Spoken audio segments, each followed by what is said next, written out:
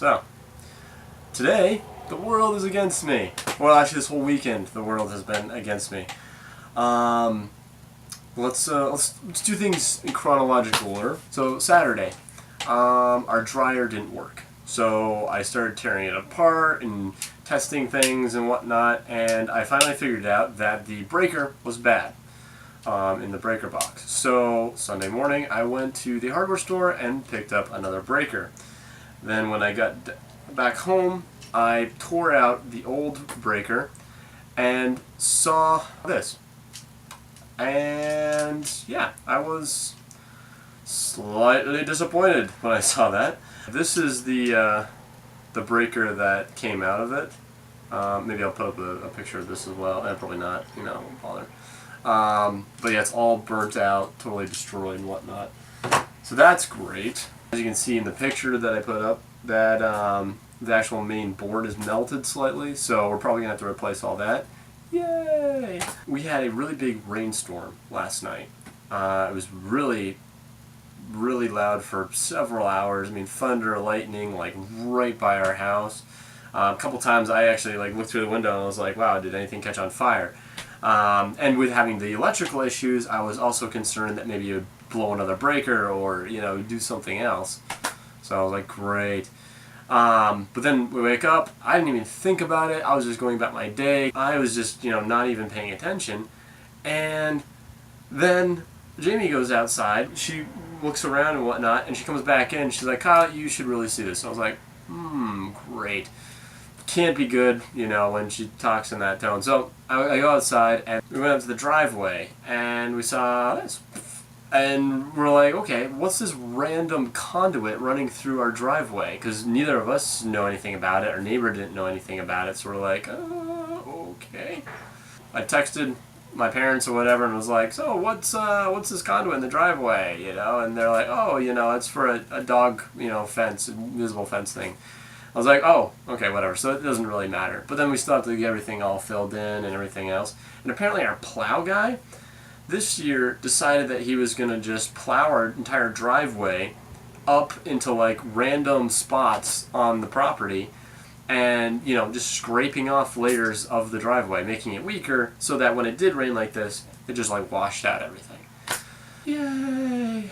But on a brighter note, my brother dropped by a 3D printer because he's going out to site, so he wanted me to have it so I can work on some parts and stuff that, you know, we're working on together for a prototype. He left it here, and my sister was, well, I was you know, talking with her about it and everything. She was wondering if we could print a pet. You know, obviously it was like, no, you know, it prints plastic, you know, blah, blah. I mean, she knows that, she was just joking. But then I started really thinking about it. I was like, you know what?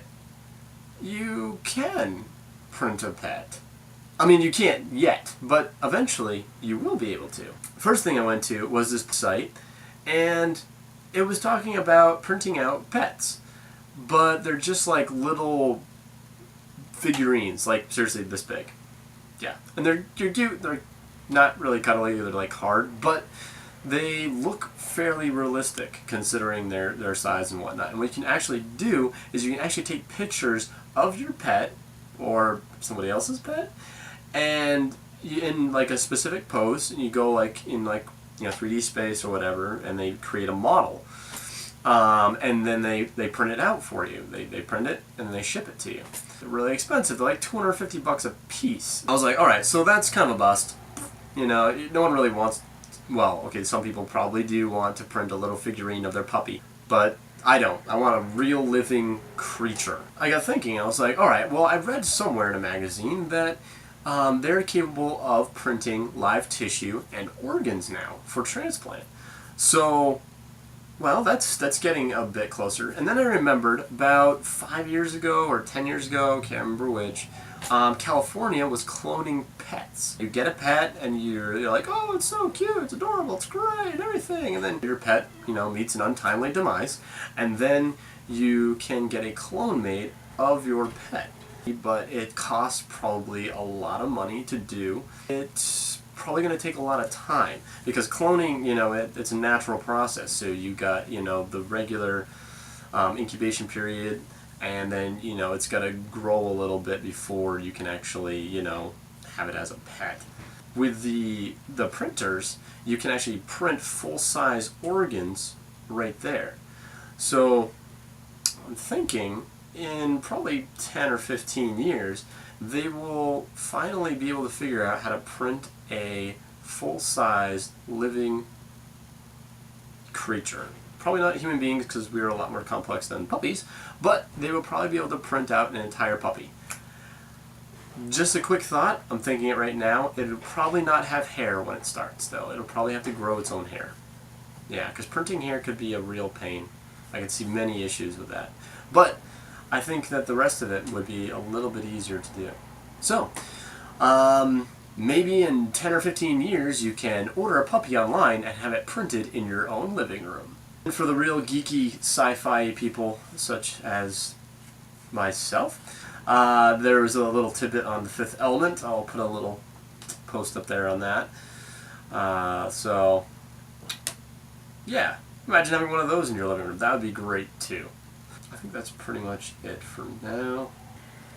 Okay, I think I'm good.